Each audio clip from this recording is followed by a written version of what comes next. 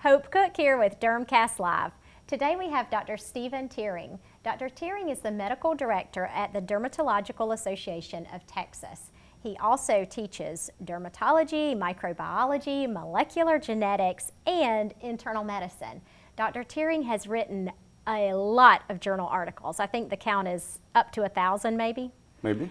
And he's written books, the most recent of which is Overcoming Antimicrobial Resistance of the Skin. Welcome, Dr. Tyring. Thank you very much. It's indeed a pleasure to be here. Yeah, and today we're talking about off-label medications. Yes. So I would love to hear your take on when insurance won't cover on-label medicines, or for whatever reason we're not able to get those for the patient.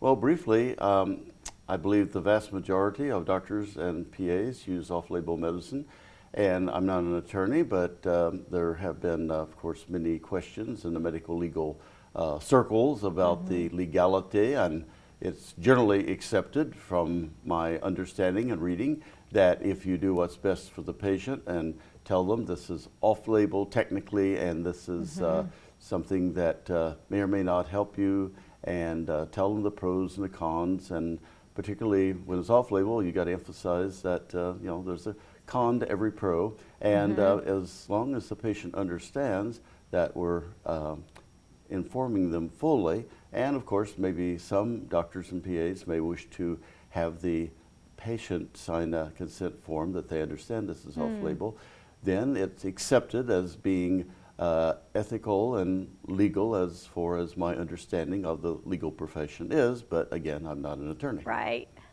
Yeah, so when we do prescribe a medicine that's used off-label, do you recommend that we document in the chart discussed off-label risk, possible side effects, or do you have your patients sign an actual paper consent? Yes, I'm somewhat risk averse, Yeah. and so I ask them to sign a release or a little informed statement that this is being used off-label.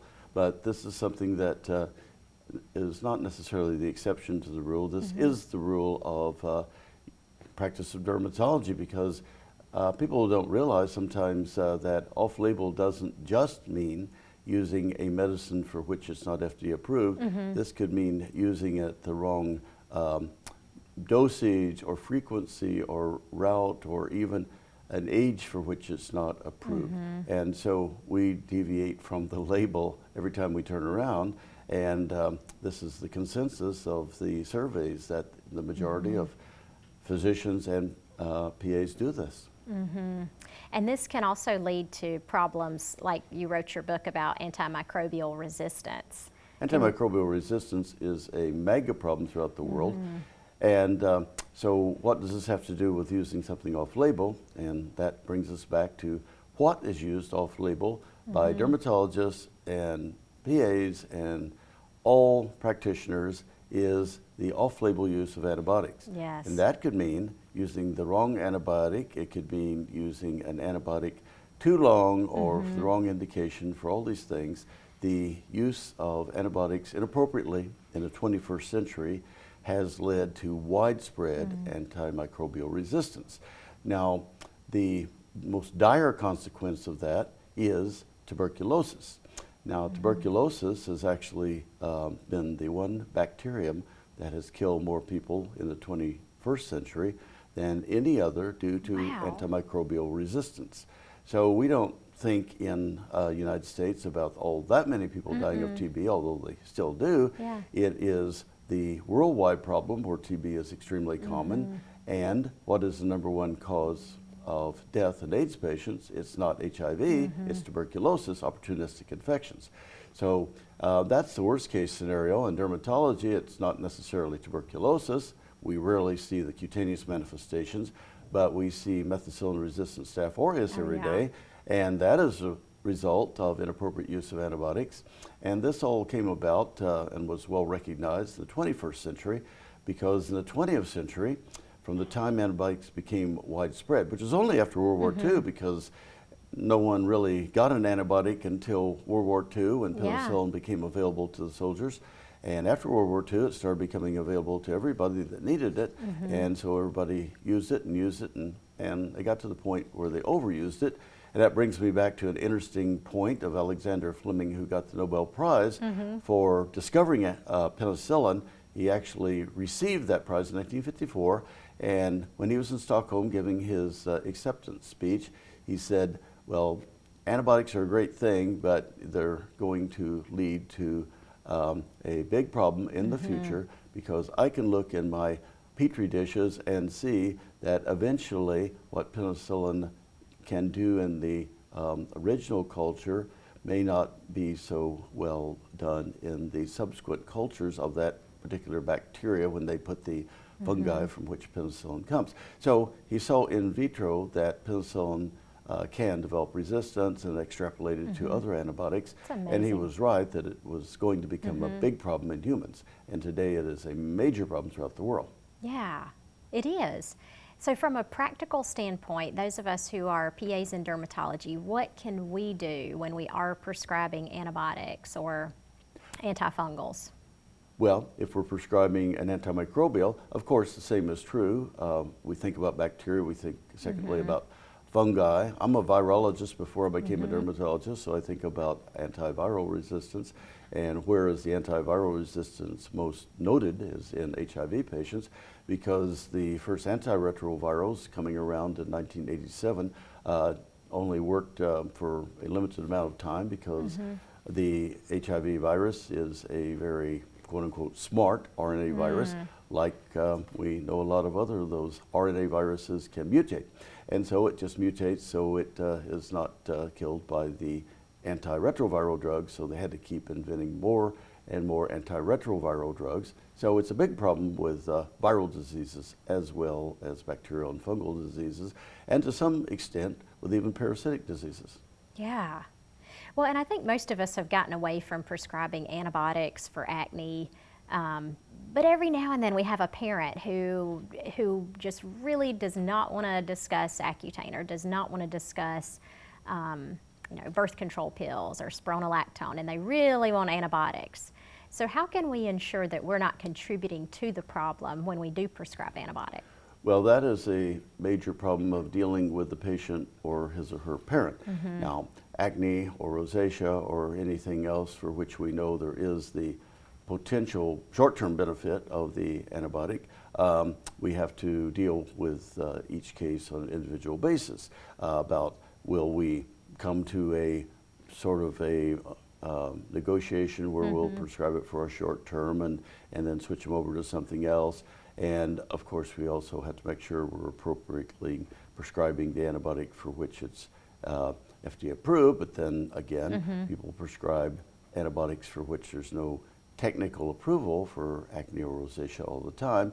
And then it gets beyond acne, rosacea, it goes into hidradenitis suppurativa and a multitude of other things where we give antibiotics just to reduce the inflammation.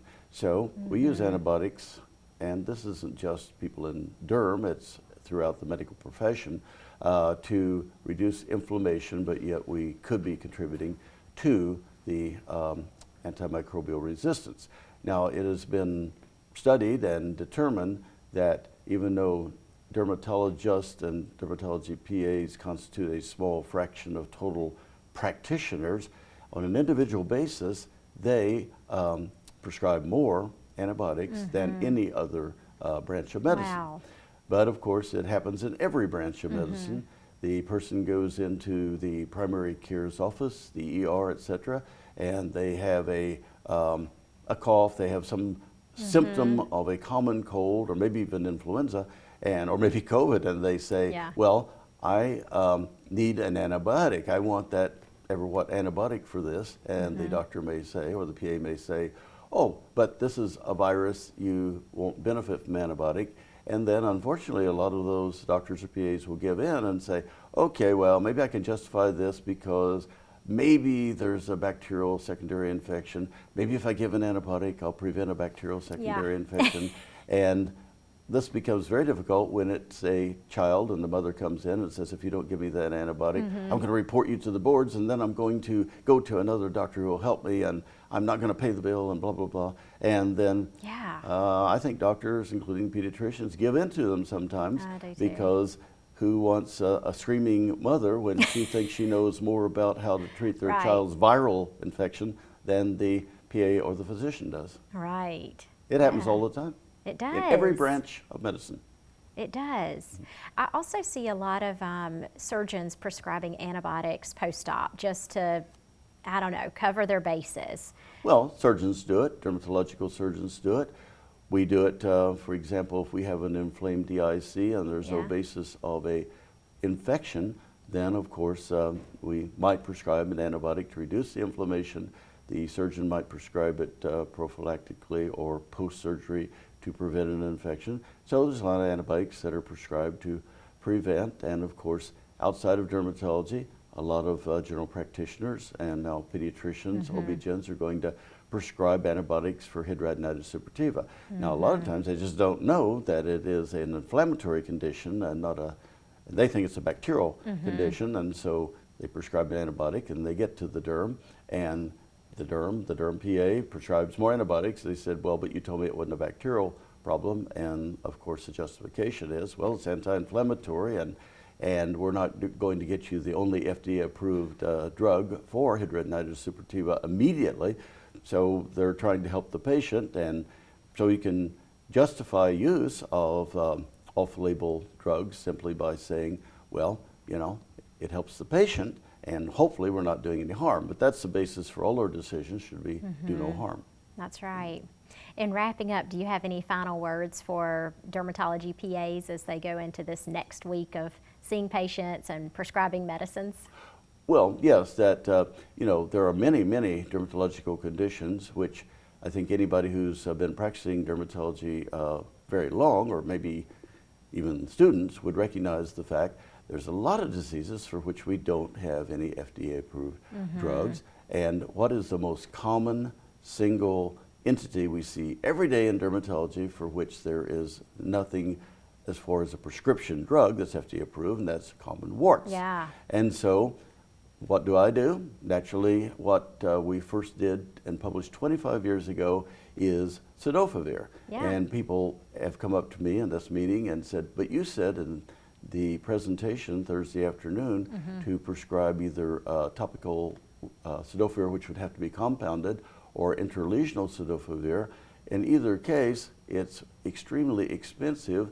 I've tried it and I believe you, but nobody can afford it. Well, guess there's good news. It's generic now. Yay! So you don't have to pay for that expensive brand name. Tell the pharmacist you want generic cidofovir. And in fact, cidofovir is the generic name. I didn't mention the brand name because I don't want to promote the one company that had a monopoly on it for many years. Now it's made by a generic company, and you can get it for a fraction of what you used to.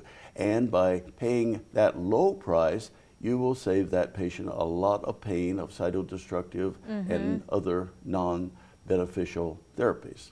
And so that's my closing statement is, when you've got the most common entity in dermatology for which there is no FDA-approved prescription medicine, then I would say use cidofovir because it works when everything else fails. Nothing's 100%, but in a very, very high percentage of cases, as published by my colleagues, University of Pennsylvania last year, the vast majority of otherwise healthy individuals will respond to either topical or intralesional cidofovir, and even the most complicated HIV positive patient covered with warts will usually, but not always, usually respond to intralesional cidofovir. That is an excellent pearl. And it's generic. Yeah.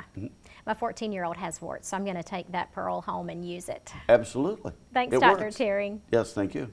Hope Cook coming to you live from Austin, Texas.